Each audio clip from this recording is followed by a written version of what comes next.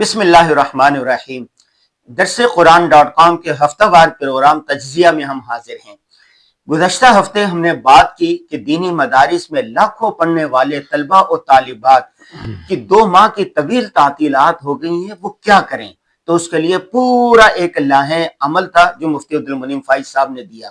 آج جو ہمارا موضوع ہے وہ یہ ہے کہ دینی مدارس سے فارغ التحصیل ہونے والے، عالم بننے والے، عالمات بننے والی خواتین، ان کا آگے لاہے عمل کیا ہے، یہ کس طرح اپنی زندگی گزاریں۔ مفتی صاحب اور ہم اس پر گفتگو کریں گے اور ہمارے جو تجربات ہے اس سے انشاءاللہ ہم آپ لوگوں کی رہنمائی کریں گے۔ جی مفتی صاحب۔ بسم اللہ الرحمن الرحیم۔ غازی صاحب، جو فضلاء ہیں دینی مدارس کے، ان کو 4 طرح کے چیلنجز عملی زندگی میں درپیش ہوتے ہیں۔ جدید مینجمنٹ میں اس کو 4 برنرز بھی کہا جاتا ہے۔ جیسے یہ ایسی ہے جیسے ایک گیس کے چولہے کے اوپر 4 برنر لگے ہوئے ہوتے ہیں، تو ان میں سے 4 برنرز میں آگ جلنی ہے، اور 4 برنرز پہ ایک جیسی آگ جلے گی تو کھانا پکے گا، ورنہ کسی برنر کے اندر اگر گیس زیادہ ہوگی، اس کے چولہے کو آپ نے والیوم تیز کر دیا تو وہ زیادہ جل جائے گا اور دوسرے کسی کے حصے کی آگ وہاں چلی جائے گی اور دوسرا کوئی کھانا پکنے سے رہ جائے گا۔ تو بالکل اسی طرح زندگی کے یہ 4 شعبے ہوتے ہیں، ان 4 شعبوں میں بیلنس رکھ کے چلنا ہے۔ وہ 4 شعبے کون سے ہیں جو ایک عالم دین کو، ہر عالم دین کو زندگی میں پیش آتے ہیں؟ سب سے پہلا اس کی ذاتی زندگی ہے، پرسنل لائف ہے، اس کی اپنی صحت ہے، اپنی عبادت ہے، اپنا اللہ سے تعلق ہے، صحیح، اپنے معمولات ہیں جن کا اس نے خیال رکھنا۔ دوسرے نمبر پہ اس کی خانگی زندگی، یعنی شادی، بیوی بچے، والدین، عزیز رشتہ دار، صلہ رحمی، یہ سب چیزیں جو قرآن، صلہ رحمی سے متعلق تمام کتنی احادیث ہیں، ہر چیز کے بارے میں پوچھا جائے گا۔ والدین کا حق دیا نہیں دیا، بہن بھائیوں کا حق دیا نہیں دیا، رشتہ داروں کا حق پورا کیا کہ نہیں کیا، بیوی کا حق، بچوں کا حق، وغیرہ وغیرہ۔ تیسرا برنر جو ہے، تیسرا جو حق ہے زندگی کا، وہ ہے آپ کی پروفیشنل لائف۔ کسی بھی آپ ادارے سے وابستہ ہوں گے، بزنس کریں گے، کوئی نہ کوئی آپ نے کام کرنا ہے، یعنی زندگی میں کچھ نہ کچھ آپ کا بزنس ہوگا۔ تو آپ مسجد سے وابستہ ہوں گے، مدرسے سے وابستہ ہوں گے، تدریس کریں گے، کچھ نہ کچھ آپ کی پروفیشنل لائف ہوگی۔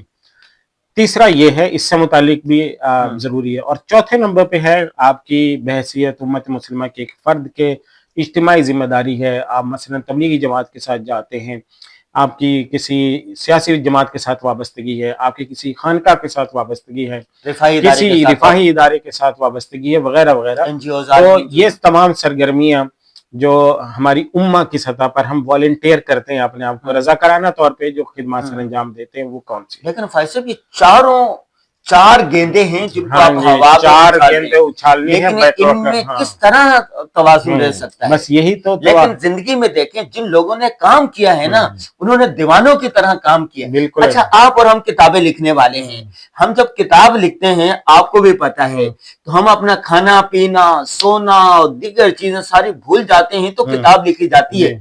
لیکن اتنا بھول جائیں کہ صحت پہ کمپرومائز ہو جائے، اور کل کو خدا نخواستہ کمر کے مسئلے، صحت کے مسئلے، تو پھر آپ کی زندگی سفر ڈاکٹر عبدالقدیر خان، اللہ ان کی مغفرت کرے، جنت الفردوس میں اعلیٰ مقام فرمائے، ان کی آپ بیتی پڑھ لیں، ان کی تاریخ پڑھ لیں، انہوں نے 22 گھنٹے کام کیا مسلسل۔ صحیح ہے، آپ ایکسرسائز کے ساتھ، ورزش کے ساتھ کچھ عرصہ کر سکتے ہیں، لیکن لائف سٹائل نہیں بنا سکتے اسے۔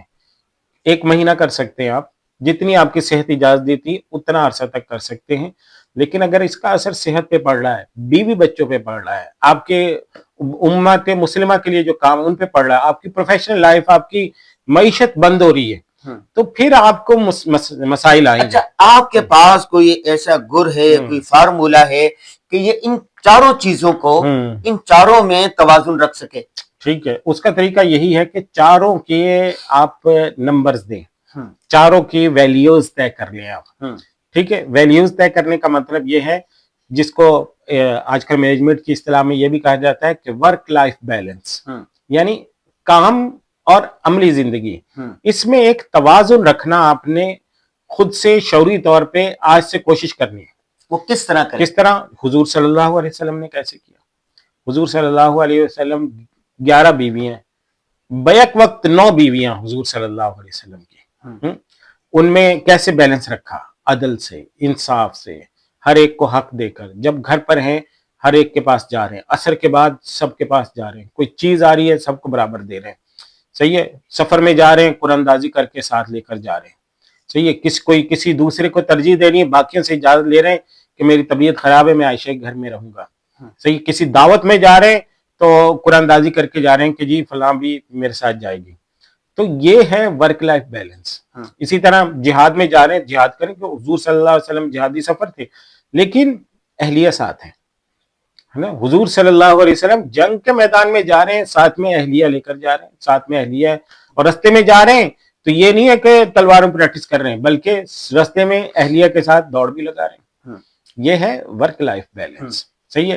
عبادت کرتے ہیں. حضور صلی اللہ علیہ وسلم کی کتنی زبردست حدیث ہے، قم ونم سم وافطر، کہ جاگو بھی صحیح، سو بھی صحیح، روزہ بھی رکھو، افطار بھی کرو. اللہ تعالیٰ جو ہے وہ اکتانے والا نہیں ہے جب تک تم اکتا نہ جاؤ. حضور صلی اللہ علیہ وسلم نے کہا کہ دنیا سے اعراض کرنا رہبانیت اسلام نہیں ہے. اور ایسے صحابہ جو کہہ رہے تھے، مسجد نبوی میں بیٹھے باتیں کر رہے تھے نا صحابہ کہ جی میں ساری رات عبادت کروں گا، سوؤں گا بھی نہیں. دوسرے نے کہا میں پورا مہینہ روزے رکھوں گا، افطار بھی نہیں کروں گا. حضور صلی اللہ علیہ وسلم نے کہا کہ نہیں، یہ اسلام نہیں ہے. سو بھی صحیح، جاگو بھی صحیح، روزے بھی رکھو، نمازیں بھی پڑھو، جسم کو اس کا ان لجسدک علیک حقا، تمہارے جسم کا تم پہ حق ہے، تمہارے نفس کا تم پہ حق ہے، تمہارے آنکھوں کا تم پر حق ہے. تو ہر چیز کو اس کا حق دینا ہے. لیکن فیض صاحب آج کے دور میں ہم لوگ نا انتہا پسندی پر ہے. کوئی اس انتہا پر ہے، کوئی اس انتہا پر ہے. کوئی بیوی کو اتنی ان کی خدمت میں ان کو دیتا ہے کہ ماں باپ کو بھول جاتا ہے. کوئی ماں باپ کتنے خاطر تواضع کرتا ہے تو بیوی کا حق ادا نہیں ہو رہے ہوتے. کوئی ایسا کرتا ہے کہ خاندان سے کٹ جاتا ہے، وہ کہتا ہے کہ میں میرا گھر ہو یہ پورا. کوئی ایسا کرتا ہے خاندان سے ہوتا ہے لیکن امہ کے جو مسائل ہوتے ہیں اس میں ذمہ داری نہیں رہتا. کہتا بڑوں کا مسئلہ ہے، حکومت جانے، حکومت جانے، لوگ جانے.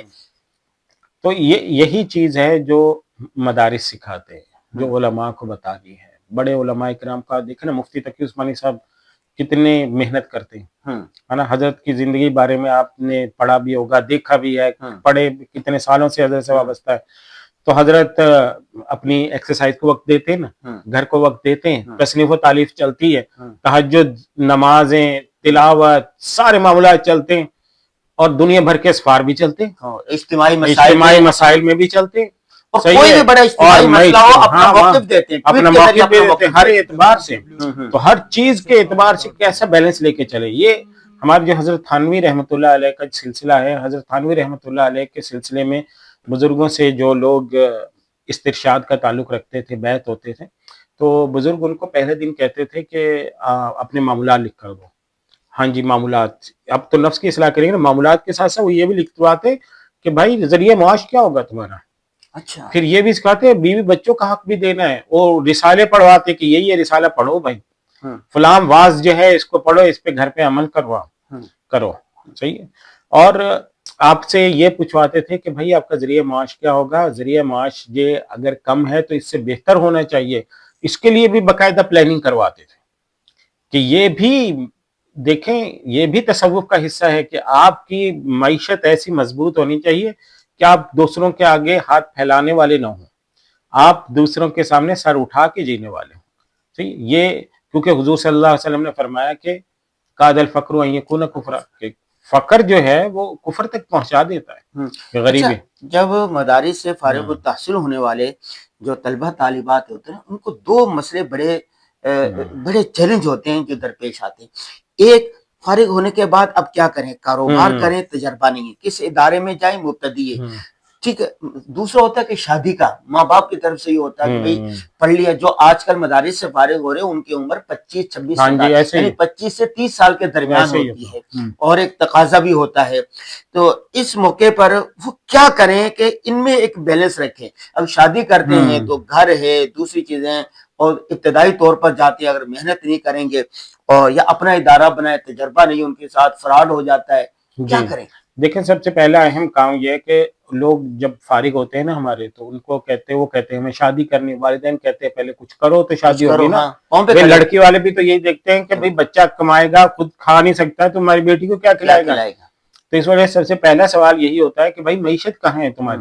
اس لیے سب سے اہم جو ہمارے ایسے ناظرین ہیں جو ابھی درس نظامی پڑھ رہے ہیں یا ان کے بچے ابھی پڑھ رہے ہیں، تو ان کو چاہیے کہ اپنے بچوں کی ابھی سے کاؤنسلنگ کریں، ان کی باقاعدہ سے. ان کے میں طلبہ سے ملتا ہوں نا بہت سے، تو میں ان سے یہ سوال کرتا ہوں کہ بھائی آپ کیا، جو آپ کے والد صاحب پراپرٹی ڈیلر ہیں مثلا، تو آپ کیا کر رہے ہو؟ آپ پراپرٹی ڈیلنگ آتی ہے؟ کبھی والد صاحب کے شعبان رمضان کی چھٹیوں میں رہے ہو؟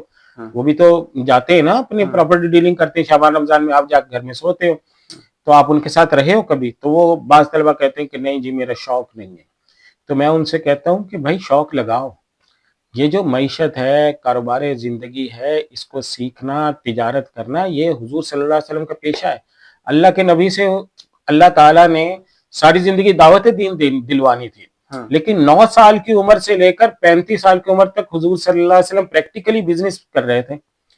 مکہ کے سارے بازاروں میں، شام اور یمن میں آ رہے ہیں، دور دور تک آپ صلی اللہ علیہ وسلم مال تجارت حضرت عائشہ کے لے کر جا رہے ہیں، حضرت ابو طالب کے ساتھ جا رہے ہیں، بچپن سے شروع ہو گئے ہیں حضرت زبیر کے انبیاء ہے ہر کسی کا کوئی نہ کوئی پیشہ تھا. اور صحابہ میں دیکھو اکثر تاجر، عشرہ مبشرہ میں دیکھو میرا خیال 9 تاجر تھے.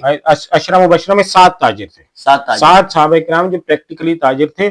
اور ان میں جو بلینئر کہہ سکتے ہیں، یعنی ارب پتی تاجر جو تھے، 6 صحابہ کرام ارب پتی تاجر. اللہ، یعنی یہ حضرت ابوبکر صدیق ہیں، حضرت عمر فاروق ہیں، حضرت عثمان غنی ہیں، حضرت عبد الرحمن بن عوف ہیں، حضرت زبیر ابن عوام ہیں، حضرت طلحہ بن عبید اللہ ہیں. اتنے بڑے بڑے ان کے کاروبار تھے کہ اربوں روپے. جیسے صرف میں حضرت عبد الرحمن بن عوف رضی اللہ تعالیٰ عنہ کا جو مال تجارت، جو وراثت بچی تھی، وہ وراثت تھی 75 ٹن سونا، 75 ٹن سونا. غازی صاحب آج کل جو ہمارے شادی کرنے والے 1 تولہ نہیں خرید سکتے ابھی، 1 تولہ نہیں، 5.5 لاکھ روپے پہ 1 تولہ گیا ہوا ہے. تو مطلب یہ سارا دین کے کاموں میں خرچ دین کے کاموں میں.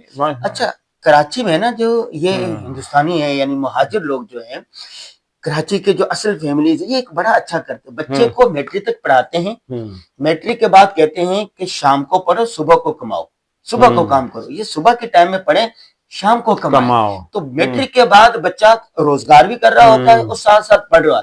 دینی مدارس کے فضلاء جو فارغ التحصیل ہو جاتے ہیں، اب کیا ہوتا ہے، کوئی تخصص بھی لفتہ کرے گا 3 سال میں، کوئی آگے پڑھے گا، مختلف تخصصات ہیں، ان کو بھی چاہیے کہ پارٹ ٹائم کام کرے. ہاں آج کل تو آن لائن ہے سب چیزیں. دیکھیں ہمارے پاس بہت سے طلبہ ہیں عصر سے مغرب ٹائم دیتے ہیں، انہوں نے کمپنیاں بنائی. میں آپ کو ایک طالب علم کی کہانی سناتا ہوں. ایک طالب علم نے گفٹ پیکس بنائے، گفٹ پیک کا نا وہ سے باقاعدہ برانڈنگ کر کے فیس بک، انسٹاگرام، واٹس ایپ، یہ سب اس نے مارکیٹنگ کرتے ہیں باقاعدہ، اس پہ ایڈ چلتے ہیں ان کے. اور ان کے پاس واٹس ایپ 2 پارٹنر ہیں، ایک کے پاس فیس بک انسٹاگرام کے آرڈر آتے ہیں، دوسرے کے پاس واٹس ایپ کے آرڈر آتے ہیں.